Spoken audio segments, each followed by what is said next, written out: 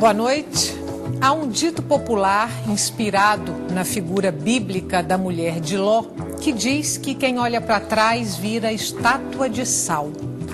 Pode até ser, contanto que o objeto em questão fuja ao interesse da história e do jornalismo, porque nesses dois casos, olhar para trás pode significar iluminar o presente. E nisso acreditam os 3 jornalistas com quem eu converso hoje. Todos eles com livros publicados sobre episódios e personagens da história pernambucana. Participam do nosso programa Vandeque Santiago, autor dos livros Josué de Castro, O Gênio Silenciado e Francisco Julião, As Ligas e o Golpe Militar de 64. Também Paulo Santos de Oliveira, autor de A Noiva da Revolução e A Guerra dos Mascates. Nós estamos esperando a chegada de Paulo. E ainda Urariano Mota, que escreveu os livros Soledad no Recife e Os Corações Futuristas. Lembramos que você também pode participar do programa pelo e-mail opiniãotvu@gmail.com ou então pelo telefone 3423-6836 e agora também pelo Twitter, @opiniãope. Boa noite. Boa noite. Prazer enorme ter vocês aqui hoje no Opinião Pernambuco.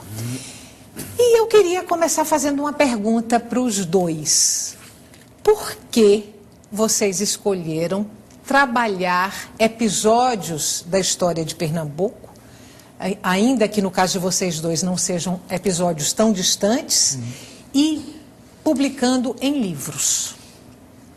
Bom, boa noite, Urariano, boa noite, Estela, boa noite ao telespectador. No meu caso, Estela, porque essas histórias faziam parte do meu aprendizado.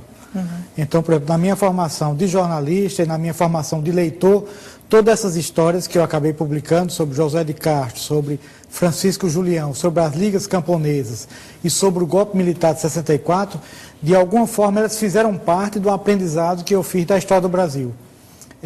Então, esses assuntos ficaram na minha memória e depois, como jornalista, me interessou de ir atrás e ver se conseguia trazer novas luzes sobre aqueles acontecimentos e também de fazer com que, numa linguagem mais jornalística, eles pudessem chegar ao maior número possível de leitores. Então, isso foi basicamente o que me motivou a escrever sobre esses assuntos. Você também se reporta ao mesmo período histórico, Urariano, nos 2 livros, não é isso? Isso. O entorno de 64.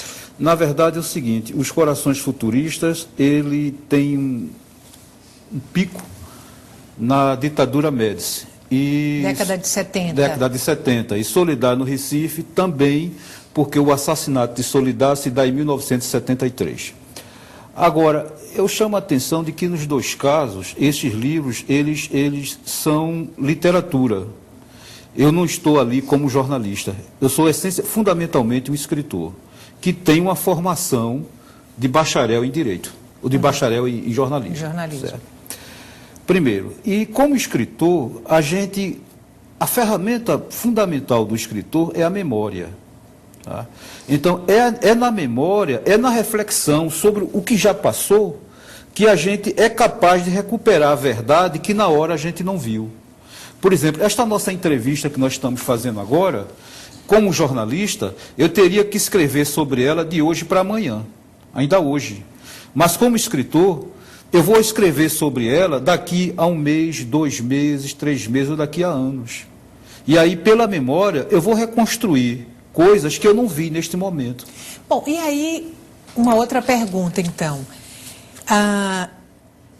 É mais interessante, não seria a palavra, mas é mais produtivo, é mais significativo escrever sobre os fatos históricos do que sobre o factual, aquilo que acontece no nosso dia a dia, no nosso presente, analisar os fatos do ponto de vista histórico e não do ponto de vista da factualidade? Tem esse obstáculo que o Urariano falou, Estela, que é você escrever, assim, acabou um fato, às vezes, hoje, até durante o fato, você já tem que estar reportando sobre ele. o jornalista, você sabe, o jornalista é o historiador do instante, né? O jornalista é aquele camarada que faz história nas carreiras. Então, ele não tem o tempo da reflexão, o tempo de ouvir todas as pessoas necessárias para que a matéria do dia seguinte, né, saia com todas as informações necessárias ao assunto. Então, ele precisa de mais tempo. Então, é por isso que ele vai fazendo, primeiro ele fala em um dia, depois no outro dia, depois no outro dia, quer dizer, ele fica como um trabalho em progresso. Então, ele não tem, é um pouco que diferencia o jornalismo do factual, do dia a dia, do historiador, que você não tem o tempo para a reflexão aprofundada, né? Para que a poeira baixe, que você possa ter um pouco a noção do que realmente aconteceu. Agora, os jornais e as revistas e as televisões e os sites já estão um pouco superando essa barreira na medida em que colocam repórteres para cuidar de determinado assunto de forma exclusiva durante um determinado tempo. Então, aí você já consegue um pouco escapar dessa dificuldade de que tem que escrever para o dia seguinte um fato que acabou de acontecer agora. Você, inclusive, tem matérias publicadas Exatamente. dentro desse contexto. Alguns trabalhos que eu passei até 6 meses para publicar uma matéria que era sobre a presença do governo Kennedy no Nordeste. Quer dizer, isso é impensável, você fazer isso do dia para a noite. Impensável. Agora, o trabalho do jornalista, considerando o Urariano, mesmo você dizendo que esses livros que você escreveu, você se coloca aí como escritor e não como jornalista, mas o trabalho do jornalista e o trabalho do escritor sobre os fatos históricos é um olhar mais apaixonado do que o olhar do historiador? Bom, eu creio que sim. Tem uma questão aí que é a seguinte, a questão do fato e da história, do que é factual e do que é histórico. Para o escritor, ele tem que escrever fundamentalmente sobre o que impressiona o seu coração. Entende? A pauta para o escritor é dada pelo seu coração. A pauta para o jornalista é uma pauta exterior. Nem sempre ele escreve sobre aquilo que gostaria de escrever, salvo casos especiais. Então, se essa pauta é ditada pelo meu coração, eu só vejo no fato aquilo que me diz respeito de uma ou de outra maneira.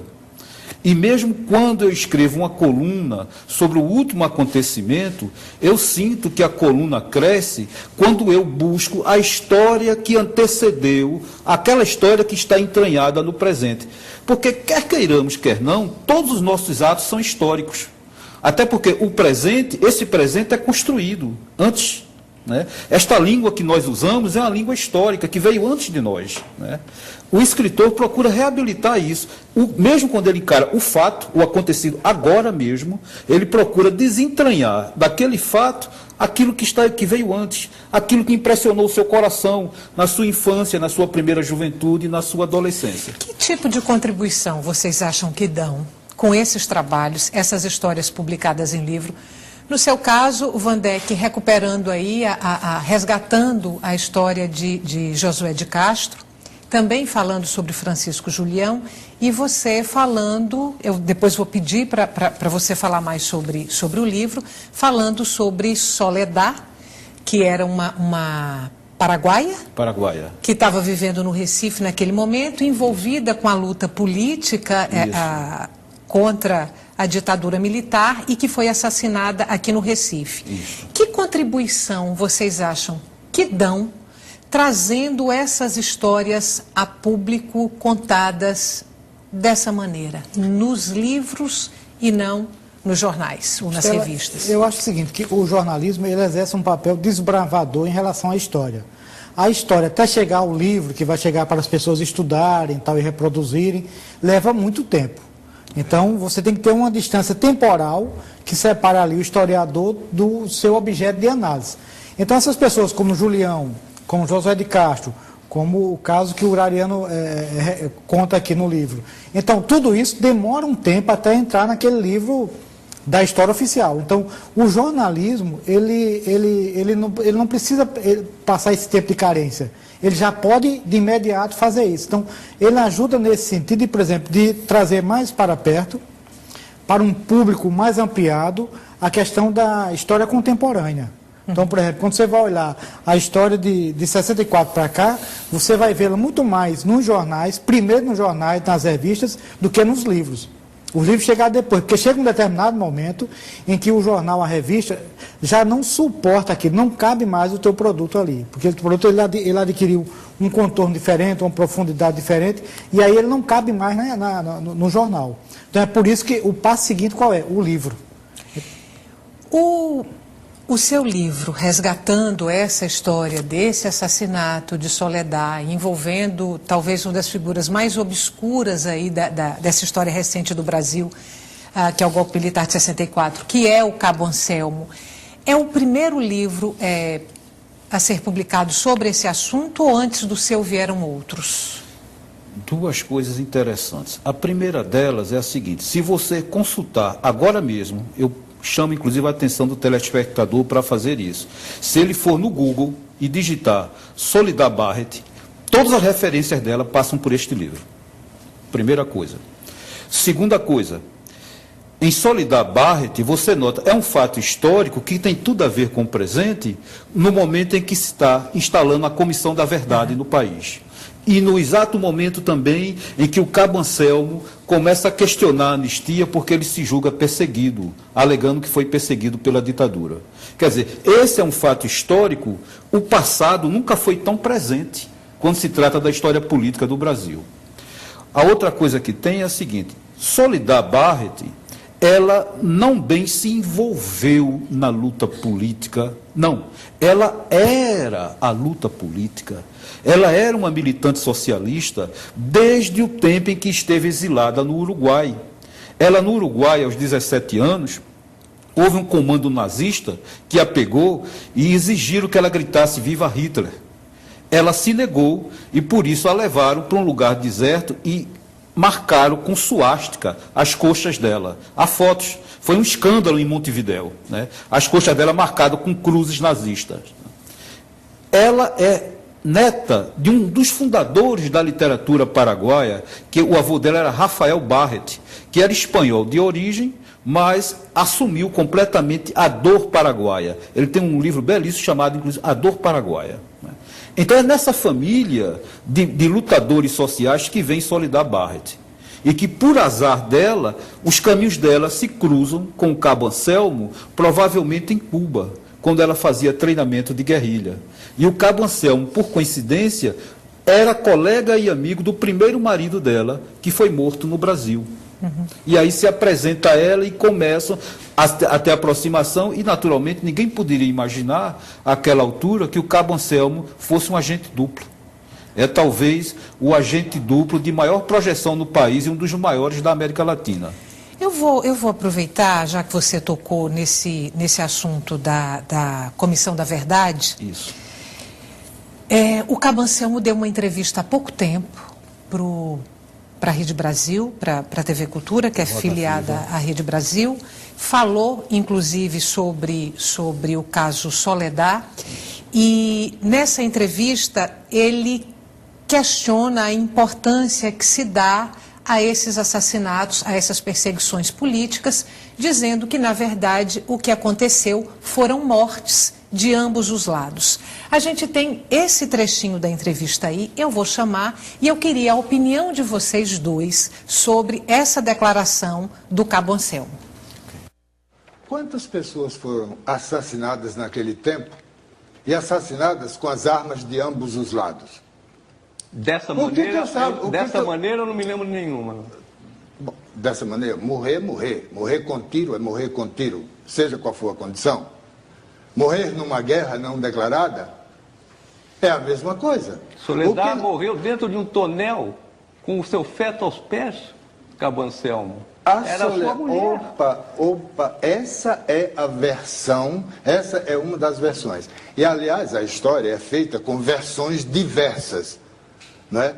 Existe toda uma história e toda uma versão de um homem que construíram, de um mito que construíram sobre esse velho aqui, que nunca viveu dentro dele. O senhor está dizendo que é mentira? Esses fatos são mentira ou não? A Soledad, eu a conheci em Cuba. A Soledad era uma poetisa, era uma pessoa doce, era uma pessoa carinhosa. Este era o lado humano. Agora vamos para o outro lado. Ela era filha de dirigentes comunistas paraguaios, distribuía jornais, segundo ela própria me contou, do Partido Comunista nas ruas de Assunção desde pequena, e foi para a Universidade Patrício Lumumba para treinar lá. Muito bem. Quem ia? Os filhos de dirigentes de Partido Comunista de todo o mundo que iam para o Paraguai iam treinar para ser agentes comunistas em qualquer parte do mundo, como ela veio para aqui, esteve no Chile, foi para Cuba e vai por aí. Duas coisas. As mortes de ambos os lados, que ele coloca, tentando talvez aí minimizar a brutalidade dos assassinatos políticos que foram cometidos, tortura, etc. E ele questiona também a própria participação dele e as circunstâncias da morte de Soledad. Acho que do ponto de vista histórico, o Cabo Anselmo já é, digamos assim, um fantasma, né? Quer dizer, é um assassino que cometeu covardias e que tenta hoje, tem a oportunidade de hoje, tentar um pouco atenuar, né, o papel que ele desempenhou naquele período. Ele entregou pessoas que foram depois torturadas e mortas, que não havia combate entre as pessoas, alguns foram presos, foram mortos, né, dentro já sob a guarda do Estado, quer dizer, aí você não tem um exército contra outro exército, quer dizer, os argumentos dele não têm sustentação. Eu acho que você pode vê-los apenas como uma pessoa que está tentando se defender para, enquanto está vivo, pelo menos poder manter uma certa dignidade, né, entre aspas. Mas, a mim, por exemplo, as declarações deles não causam efeito nenhum. Urariana, antes de você comentar, eu queria só que você contextualizasse um pouco essa história de Soledad e do Cabo Anselmo, que eu não sei se ela ficou suficientemente clara para todo mundo que tá vendo a gente, assistindo a gente. Certo. E aí, enquanto você fala, eu vou aproveitar e vou mostrar o seu livro, que é o livro que resgata toda essa história, né? Bom, posso começar? Claro. É o seguinte, a primeira coisa é que Soledad Barrett, ela era filha de militantes comunistas no Paraguai, neta de um dos fundadores da literatura paraguaia, um anarquista, que na época os anarquistas precederam os partidos comunistas. Tá? Primeiro. Segundo, ela, como uma socialista, veio no contexto da Revolução Cubana, em que Che Guevara dizia que tinha que se construir 1, 2, 3 Vietnãs e pensava ser possível fazer uma revolução, feito um fogaréu que tomasse conta da América Latina. Então, ela viveu no Uruguai, Paraguai, foi exilada no Uruguai, foi para a Argentina e depois da Argentina foi a Cuba e de Cuba veio ao Brasil. Quando ela vem ao Brasil, ela já vem como companheira do Cabo Anselmo. Esse é o contexto. Segundo, ela realmente era uma poetisa e uma mulher de uma extraordinária beleza. Sobre ela, o poeta Mário Benedetti, que é um dos grandes poetas da literatura de língua espanhola, que é uruguaio, tem sobre a morte dela um poema belíssimo que eu cito no livro como epígrafe. Contextualizando agora a questão, as respostas do Cabo Anselmo, eu diria o seguinte. Primeiro, o Cabo Anselmo, ele é um mentiroso sistemático, mentiroso e cínico. Ele, como mentiroso, ele faz o papel de todo agente duplo. Quem conhece livros de espionagem sabe que os espiões, eles são mentirosos sistemáticos, a partir do momento que eles assumem outra identidade. Isso é uma grande mentira. Eles são mentirosos a ponto de que, se forem chamados pelo nome de batismo, eles aprendem a não reagir, a não ter qualquer reação quando chamado. Não, ele é aquele nome, aquela pessoa que está naquela situação. Primeiro. Segundo, a questão de que houve morte de lado a lado, Van Dyck se situou muito bem. Você tinha prisioneiros sob a opressão do Estado, e desarmados foram assassinados. É diferente de uma guerra, de uma batalha. Primeiro. Segundo, tem um momento chave na pergunta em que o entrevistador diz a ele: mas Soledad estava no barril com feto nos pés. Ele faz: opa, isso é apenas uma versão. E o entrevistador volta: então é uma mentira? Vocês notem que ele cala e gagueja. Ele Porque ia gerar todo um problema, que há testemunhos dados em depoimento na Justiça da advogada Messi Albuquerque, que na Secretaria de Justiça do Estado de Pernambuco, quando o secretário de Justiça era Roberto Franca, no segundo governo Arraes, declarou que foi no necrotério e viu Soledad com feto nos pés. E tem um dado, acho, muito eloquente do depoimento. Grávida dele. Do Cabo Anselmo, com feto. Um feto que não se sabe ao certo se tinha 5 meses, se tinha 6 meses. Ora, a palavra é esta. Este animal que diz isso, ele já chegou ao ponto de dizer que não sabia que ela estava grávida. Por favor, é demais. Ele não sabia que ela estava grávida. No mesmo programa, ele diz o seguinte, só se ela usava o DIU, como é que ela estava grávida? Quer dizer, ele mente mais uma vez. Ela foi presa aqui no terminal de Boa Viagem. Isso, numa boutique em Boa Viagem, numa boutique onde ela entregava blusas sob consignação, tanto ela quanto Pauline. A Pauline Registu, que veio a ser irmã do ex-presidente da Petrobras. Eles eram ao todo 6? Pegaram 6. Na verdade, você nota, são mentiras. Existe sobre chamada chacina de São Bento, uma construção extraordinária de mentira. A começar o seguinte, que os 6 não trocaram tiros com a repressão, com a polícia na Granja de São Bento. Eles foram apanhados em pontos diferentes do Recife. Soledad e Pauline foram presas dentro da boutique. Jarbas Marques foi preso na livraria, trabalhar na livraria moderna, na rua Duque de Caxias. Né? Outro foi pego no posto de gasolina.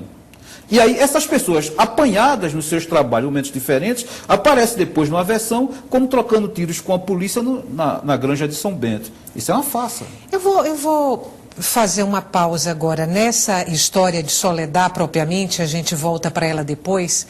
Eu queria ver com vocês um pouquinho o método de pesquisa de tanto a sua, Vandeck, o seu método de pesquisa, como a sua pesquisa também, Urariano. Agora, antes da gente falar como você pesquisou José de Castro, como você pesquisou Francisco Julião e você como pesquisou Soledad, a gente faz um intervalo curtinho, volta daqui a pouco para continuar essa conversa com jornalistas que se debruçaram sobre episódios e personagens da história de Pernambuco e publicaram essas histórias em livros. Lembramos que você pode participar do nosso programa pelo e-mail opiniãotvu@gmail.com ou então pelo telefone 34236836 e agora também pelo Twitter, @opiniãope. A gente volta daqui um pouquinho. Estamos de volta com Opinião Pernambuco e o tema de hoje é a história de Pernambuco contada pelos jornalistas. Participam do nosso programa Vandeck Santiago, autor dos livros Josué de Castro, O Gênio Silenciado e Francisco Julião, As Ligas e o Golpe Militar de 64. Também Paulo Santos de Oliveira, autor de A Noiva da Revolução e A Guerra dos Mascates. E ainda Urariano Mota, que escreveu os livros Soledad no Recife e Os Corações Futuristas. Paulo, boa noite. Boa noite. Antes de você chegar, eu tinha feito uma pergunta para Vandeck e para Urariano, e ela vale também para você, que é sobre os métodos de pesquisa. No caso, como é que Vandeck se debruçou sobre a história de Julião e a história de Josué de Castro, Urariano sobre a história de Soledad, e você que escreveu sobre a Revolução de 1817 e agora reescreveu um livro de José de Alencar sobre a Guerra dos Mascates. Como vocês pesquisaram esses assuntos e você também, por que escolheu reescrever um livro de José de Alencar? Bom, a Noiva da Revolução, o primeiro romance que eu escrevi, foi um momento importante da história de Pernambuco, como todos sabem, que estava há muito esquecido. E eu, como jornalista, quando comecei a ler, a pesquisar sobre o tema, por curiosidade, eu fiquei impactado com a importância daquele acontecimento, daquele evento histórico, e com a falta de conhecimento que nós, pernambucanos, inclusive eu, né, que deveria até, por dever de ofício, estar mais bem informado sobre as coisas, tínhamos sobre aquele movimento. Então eu comecei aos poucos a recuperar essa história, estudar, pesquisar, né? No caso, é um evento que se passou há quase 200 anos. Há uma bibliografia razoável, embora não seja muito, mas é uma boa bibliografia, né, sobre ele. Bons escritores escreveram sobre, bons historiadores trataram desse assunto, e assim como havia muita coisa. Então eu fiz só que a história em si não havia contada. Cada historiador enfoca sobre um determinado aspecto. Um pega pelo lado econômico, outro pelo lado ideológico, etc. Mas é a história em si, a narrativa dela.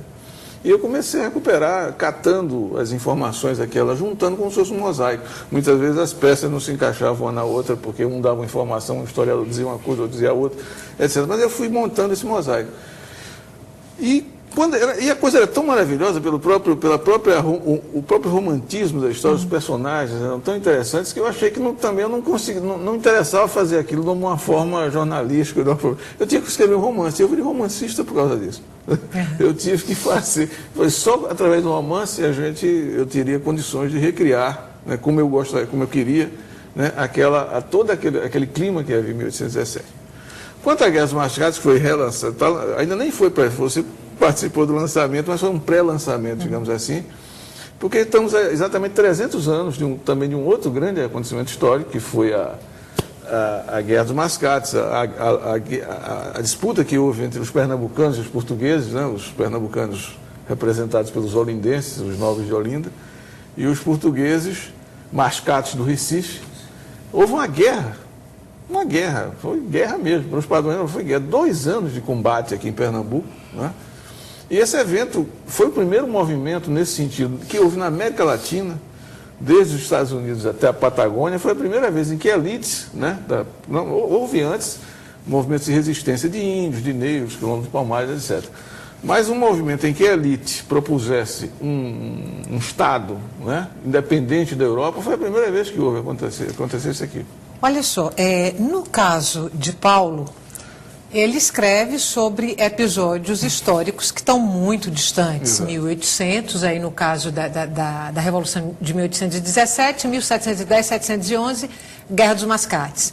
Vocês se debruçaram sobre episódios, fatos históricos muito recentes e até bem pouco tempo proibidos, porque estão relacionados ao golpe militar de 64 e os assassinatos e as torturas e as perseguições que foram decorrentes desse episódio.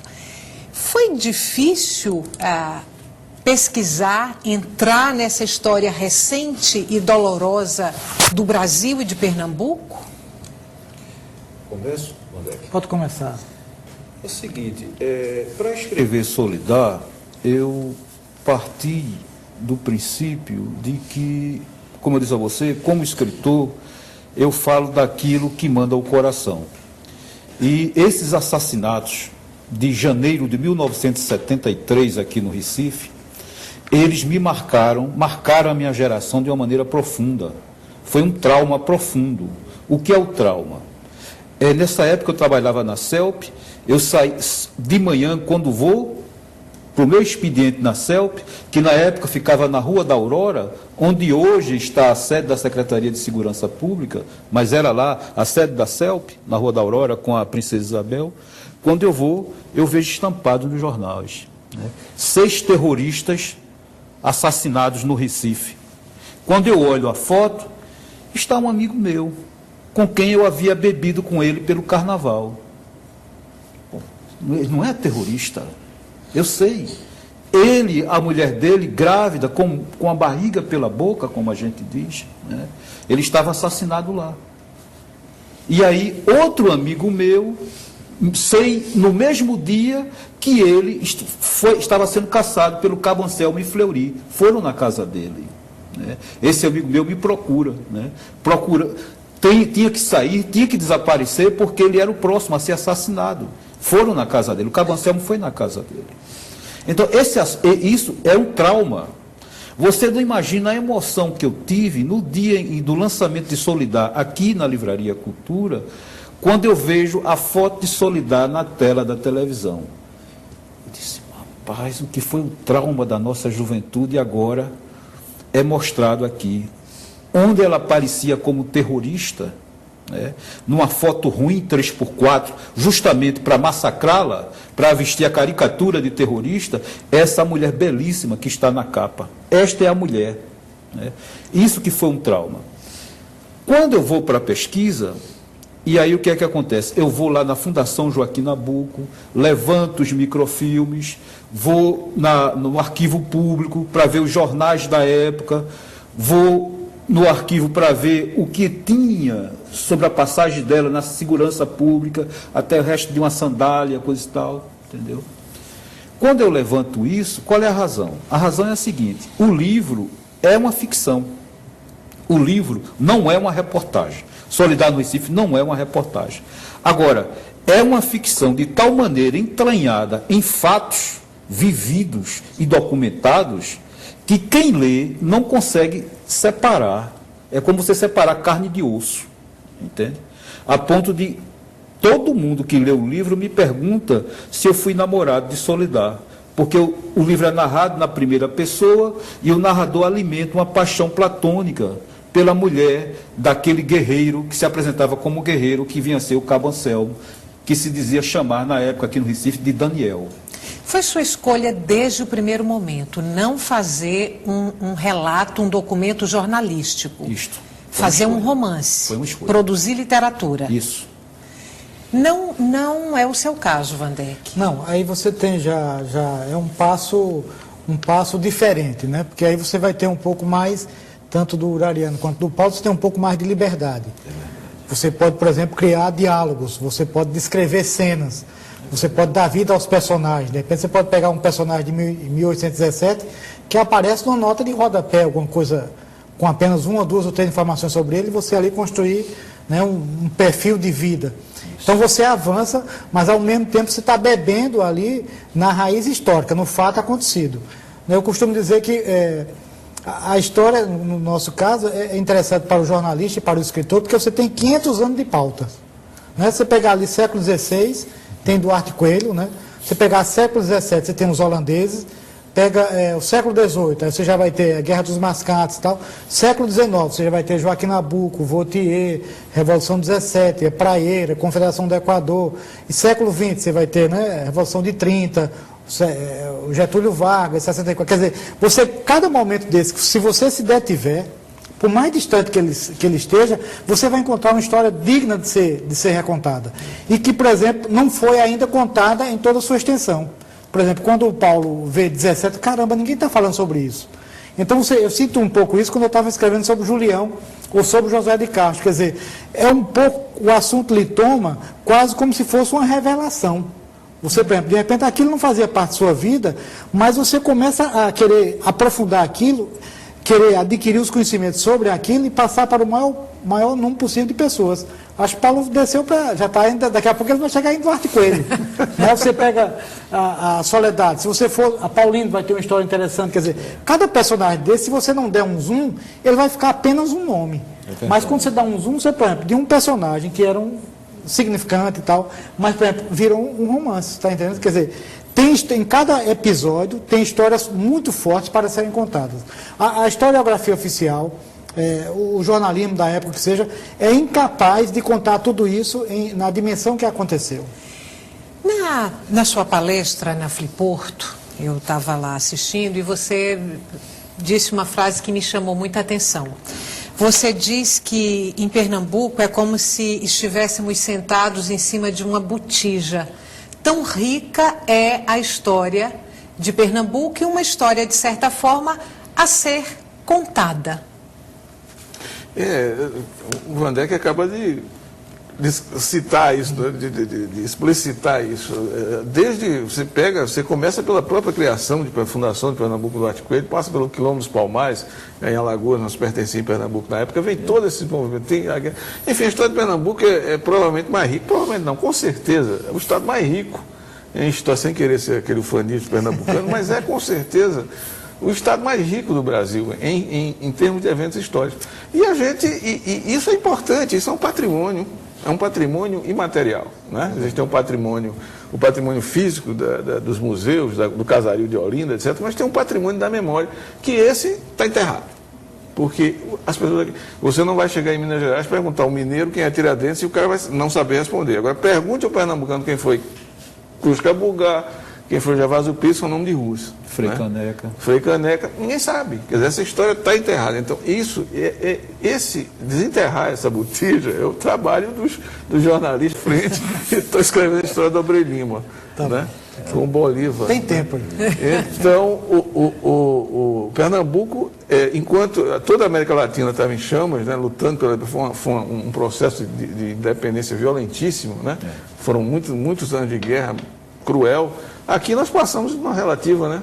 Não houve derramamento de sangue. Pode dizer que houve hemorragia interna, mas não houve derramamento de sangue no processo da independência do Brasil. E Pernambuco, por acaso, foi o único estado, foi onde realizou-se essa ligação com todo o movimento de independência da América Latina, através da Revolução de 1817, de 1824, em que se adotou aqui em Pernambuco a Constituição da Colômbia, e através de Abreu Lima, que sai daqui e vai para lá. Né? E mais 5 pernambucanos que foram também exilados lá, além do Abreu Lima. Quer dizer, é uma história fantástica.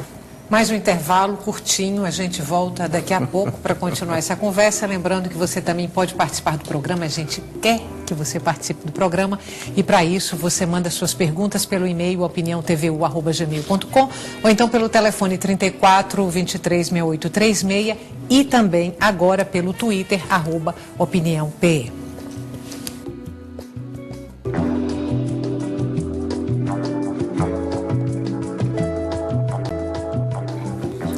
Estamos de volta com Opinião Pernambuco e o tema de hoje é a história de Pernambuco contada pelos jornalistas. No caso de hoje, 3 jornalistas, Ariano Mota, Vandeck Santiago e Paulo Santos. Vou abrir esse bloco mostrando para vocês os livros. Esse é o livro de Vandeck, Josué de Castro, O Gênio Silenciado. Onde esse livro pode ser encontrado, Vandeck? As melhores casas do ramo. Tá bom. Agora é o livro A Noiva da Revolução, de Paulo Santos. Foi de quando, Paulo, esse livro? Está na 3ª edição, foi lançado em 2007. No momento está esgotado, mas esperamos lançar novamente numa E aí também nas melhores casas do ramo. Soledad no Recife, o livro de Urariano Mota. Seu livro nas livrarias do Recife também, Urariano? Está na Cultura e na Jaqueira. Só nessas Cultura duas? E na Jaqueira. Só nessas Só duas. nessas duas. Bom, vamos voltar para o caso Soledad. A gente tem um outro trecho da entrevista do Cabo Anselmo, em que ele fala da colaboração dele com a polícia. E aí, depois da fala dele, eu queria que você comentasse rapidamente a versão oficial, o que ela sintetiza, a versão oficial sobre esse episódio do assassinato de Soledad e o que você traz no livro, o que você revela que vai de encontro a essa versão oficial. Vamos ver. Nós estávamos vivendo ali um momento, tudo bem, eu estava colaborando com a polícia, mas a colaboração era a seguinte: chegava alguém na nossa casa, o Carlos Alberto já seguia, e o Carlos Alberto também já se apresentava e ele já fazia todo o trabalho por fora. O que acontecia dali para fora era coisa da polícia, eu não sabia. Ele fala em Carlos Alberto. Quem era Carlos Alberto? O Carlos Alberto era um outro agente, né, que até hoje está vivo e faz parte do esquema de proteção a ele. Não se engane, proteção ao Cabo Anselmo. O Cabo Anselmo continua com o apoio da extrema-direita, tanto nas Forças Armadas quanto na Polícia Civil de São Paulo. Ele tem um esquema de apoio para ele. Isso que ele diz, mais uma vez, ele é um mentiroso sistemático. Porque, repare bem, Soledad, ela é presa na boutique em Boa Viagem, de Sonja, tá?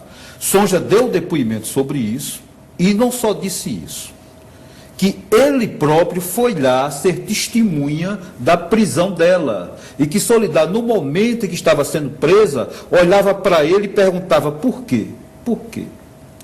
Esse fato histórico eu trago para o livro, né? Ele vai lá e vê Não é como ele diz, não, é porque era o Carlos Alberto que chegava e fazia por mim. Não, ele fez parte de todo o esquema, ele acompanhou todo o esquema. É inegável isso, né?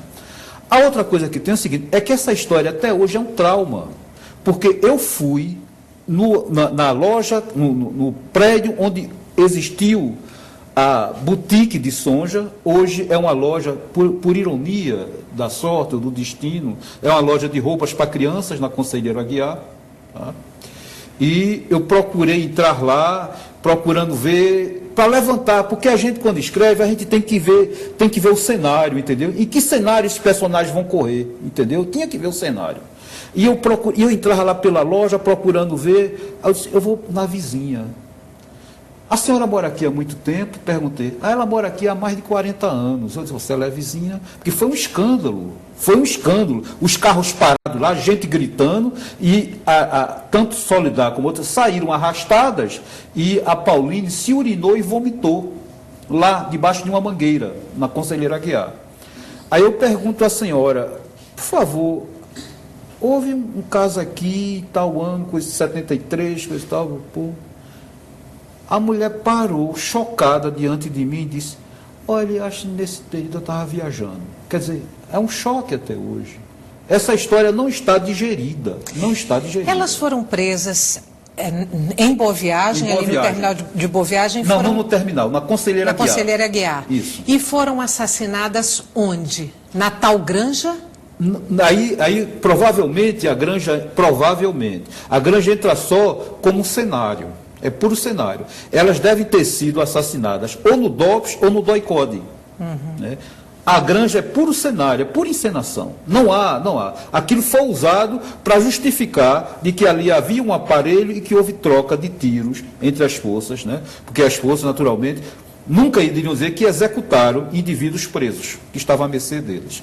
Foram assassinadas sob tortura. Sob tortura, claro. O depoimento de Mércia, que eu retomo, Mércia diz o seguinte, que ela tinha os olhos abertos com uma expressão de terror. E no livro eu digo o seguinte, que aqueles olhos dela eram câmeras que filmavam o terror, que ficou petrificado. O terror ficou petrificado nos olhos dela, no seu último instante. Né? E mais adiante eu lembro o seguinte, eu comecei a ver as virgens paraguaias, as santas paraguaias, e comecei a ver que as santas paraguaias, os ícones no Paraguai, são santas e que têm um luar em quarto minguante sob os pés. E eu dizia que Soledad era a guerreira paraguaia que, em vez de um luar, tinha um feto. E que só um feto tem as guerreiras. Vandeck, no seu caso, quando você estava pesquisando aí para escrever sobre Josué e sobre Francisco Julião e as ligas camponesas, o que mais te chamou a atenção ou que mais te comoveu na história desses dois personagens pernambucanos, Josué e Julião? No meu método de trabalho, Estela, até por necessidade, né, você vai publicar uma matéria e os leitores não sabem o começo, meio e fim daquilo.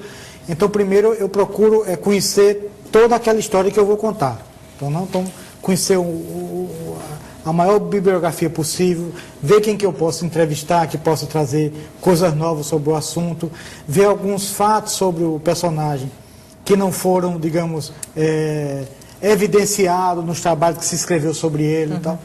Então, no caso de Julião, o que me tocou bastante é o seguinte, que era um personagem fortíssimo nos anos 60, um personagem que saía no New York Times, que saía em documentário das TVs americanas, que tem relatos, né, nos documentos hoje do presidente Kennedy preocupado com o que estava acontecendo aqui, Julião, as ligas camponesas, e que de repente desapareceu, virou pó. Então, para mim, o grande enigma era aquilo, como é que um personagem que foi, né, alvo de livro, de tudo, assim, foi a primeira aposta de Fidel Castro no Brasil, foi Francisco Julião. Então tinha aquilo, como é que essas pessoas, de uma hora para outra, desaparecem? Então, assim, quer dizer, o que era verdade naquela época deixou de ser agora, quer dizer, então, é que, às vezes, passos que você dá, ou às vezes, uma linha que a história toma e que, de repente, você não cabe mais naquela história. Então, acontece um pouco parecido também com o José de Castro. Na época que eu estava estudando AMPER, 2001, 2004, nenhum dos dois não era nem falado. Né? O Julião era completamente esquecido, José de Castro igualmente. Hoje já modificou um pouco, mas ainda não são falados na dimensão que o papel histórico deles deveria ter. No seu caso, que faz uma viagem mais longa para trás, dá para se apaixonar também pelo objeto e pelos personagens? Sem nenhuma dúvida. Os personagens de 1817 são fantásticos. Né? É um caso de amor. Os dois personagens narradores do romance são o Domingos Martins, que foi o principal líder da Revolução, e a Maria Teodora, que foi a mulher da noiva da Revolução. Eles namoraram escondidos durante 4 anos, porque ele era brasileiro e a moça era filha de português, então havia uma discriminação social, um apartheid social, que não permitia, na época, que um brasileiro... Né? E ele faz 4 anos, faz uma revolução para casar com ela. No dia seguinte vai para a porta do pai e diz, agora casa. Então eles fizeram um casamento. Quer dizer, é uma história extremamente... É um Romeu e Julieta, autêntico. Você conta a revolução a partir de uma história de amor. Eu conto a revolução a partir desse evento, desse caso dos dois. Agora, pegando um pouco o que o Vandeck estava dizendo aqui a respeito desse apagar dos fatos históricos, isso aconteceu com 1817, mas perfeitamente. O escritor, como é que é o nome dele? Bom, enfim, um pesquisador, historiador que estava pesquisando sobre Abreu Lima, ele encontrou uns papéis do Conde de Varragem, que era o historiador oficial do Império, né? Anotações do punho dele, dizendo que, falando sobre a Revolução de 1817, dizendo, eu estou pesquisando sobre 1817, mas esse acontecimento deve ser apagado, ninguém deve tocar no assunto, esse assunto deve ser esquecido. E foi realmente, né? Porque foi uma revolução extremamente... o Oliveira Lima chama de a única revolução que já houve, receber esse nome na história do Brasil, né? Porque propôs o fim da transformação, além da independência, a República, o fim da escravatura, a aplicação do Estatuto dos Direitos do Homem, etc. Né? Então essa história foi também sistematicamente deletada, né? Por isso que os pernambucanos não sabem. Por acaso a bandeira de Pernambuco é a bandeira da Revolução de 1817, porque em 1917 havia um governador chamado Manuel Borba, que estava no período da chamada Primeira República, então interessava a direção, num momento político, interessava recuperar essa história. Então essa história da Revolução de 1817, ela só recebeu alguma luz sobre ela durante o período da Primeira República. Então virou a bandeira, né, tornou-se o símbolo de Pernambuco, e houve um feriado nacional no dia 6 de março. Vou trazer para vocês aqui algumas perguntas dos telespectadores. Vladimir Santiago, da Mostardinha.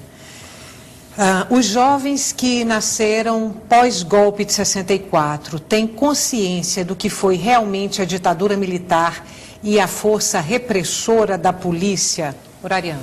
É claro que não tem. É claro que não tem, porque, lembrando tanto Vandeck quanto Paulo Santos, há um apagão, ou melhor, há uma direção em que sejam esquecidos os fatos mais cruentes e sanguinários que houve sobre o Estado. Então é o seguinte, o golpe de 64 não é a revolução, é um golpe de Estado que se dá não em 31 de março, mas em 1º de abril, quer dizer, ele já começa como uma farsa. Ele acontece em 1º de abril, mas como é a data magna da mentira, aí recuaram para 31 de março. Olha, 31 de março, o governo Arraes estava no poder. É em 1º de abril que há o cerco ao palácio. Então, o golpe é de 1º de abril. Então, toda essa relação, toda a violência que foi travada nesse período, não é discutido. Você note que até recentemente, só recentemente, os livros de história mencionam fatos da ditadura, mas é uma coisa feita quase que de passagem, en passant, né? Não é aprofundado esse período, que é um período de profundo terror. Os jovens não sabem o que é você estar caminhando pelo Recife e você via lá aqueles cartazes dizendo terroristas procurados. Como é que ele vai se relacionar que uma daquelas fotos hoje é a presidenta do Brasil? Como é que ele vai saber? O tempo da gente está acabando, eu não queria deixar de responder, não queria deixar de perguntar o que trazem Ferreira do Ibura e Roberto Ramos de Boa Viagem. Vandeck, Ferreira do Ibura, por que não se fala de Marcos Freire, já que ele foi um grande nome da história de Pernambuco? Ele entra um pouco nessa corretoria que a história ela leva um tempo para se falar das pessoas, porque exige um pouco também de conhecimento. Também devido ao papel que você desempenhou. Então, Marcos Freire teve um papel importante na redemocratização, né, fazia parte do grupo dos autênticos do MDB, mas talvez, não sei se é um caso pesquisado, não tenha tido ainda, na época, durante sua curta atuação, né, curta do ponto de vista histórico, um papel que merecesse estar hoje falando tanto dele, quanto você tem ainda muita história para ser contada. De todo modo, já existem livros sobre Marcos Freire, existe um documentário que de vez em quando passa na TV Câmara, um pouco recontando a trajetória dele. Mas tem história mais importante um pouquinho mais para trás. Paulo, Roberto Ramos de Boa Viagem pergunta para você, vou te dar um minutinho só para responder, que o tempo está acabando.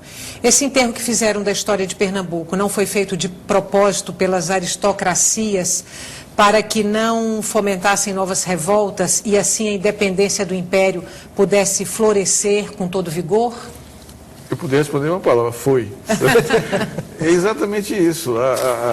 Por exemplo, a Revolução de 1817, ela era, como eu disse,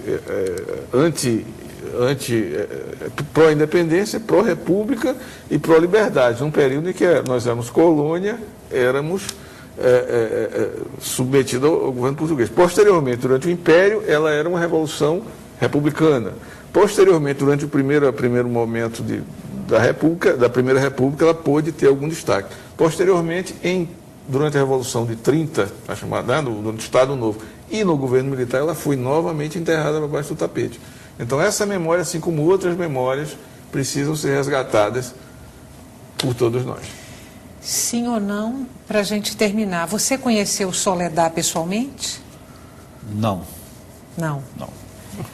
Muito obrigada pela presença de vocês hoje aqui no Opinião Pernambuco. Para você que está em casa, obrigada mais uma vez, obrigada pelas perguntas, obrigada pela companhia e boa noite. O Opinião Pernambuco volta amanhã e o tema do programa será assédio moral.